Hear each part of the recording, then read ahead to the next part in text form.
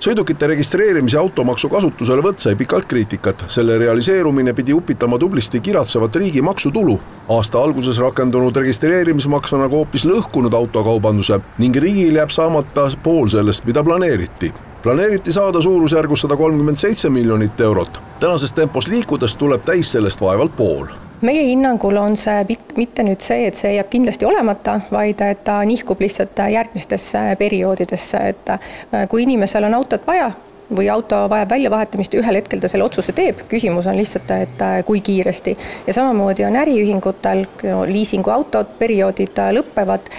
Statistikast on juba näha, et ettevõtetel uute autode soetamine on jõudnud tavapärasele tasemele ehk et uute sõidukite müük on langenud võrreldes eelmise aastaga üle 40%. Poliitikute ebalevad sõnumid maksu edasise saatuse suhtes midagi head ei tähendanud ja autosid endiselt ei müüda ning maksu ei laeku. Kui vaadata üldse ettevõtlust ja erinevaid makse, mis Eesti Vabariigis on kehtestatud, siis sellist kukkumist ettevõtluses pärast ühegi maksu kehtestamist siiamaani ei ole olnud, kus erasektor oleks pihta saanud näiteks 40%.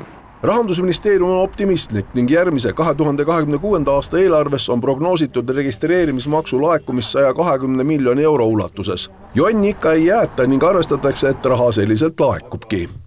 Ja siin ei mängi ka ainult registreerimistasu, vaid üleüldine majanduslik olukord, rolli, et kas seda autot saadakse osta või mitte. Ega automüük oleks võinud, vaadates Eesti majanduslikku olukorda, langeda ka siis, kui registreerimistasu poleks olnud. Et keegi ei saa garanteerida, et see oleks olnud tavapärases tõusvas joones.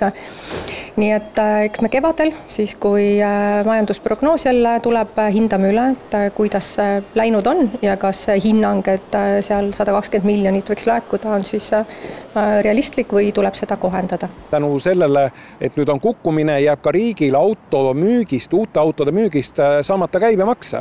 Ja hinnanguliselt on see veel suurem kui see laekumata registreerimistasu.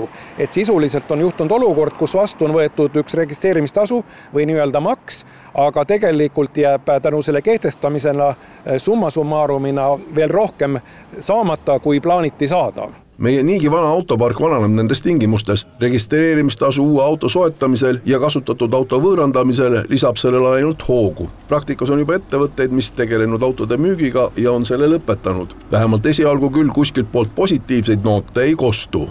Aga Rahandusministeerium ei jäta jonni ja juba järgmise aasta riigile eelarvesse on sisse planeeritud 120 miljonit registreerimistasudest.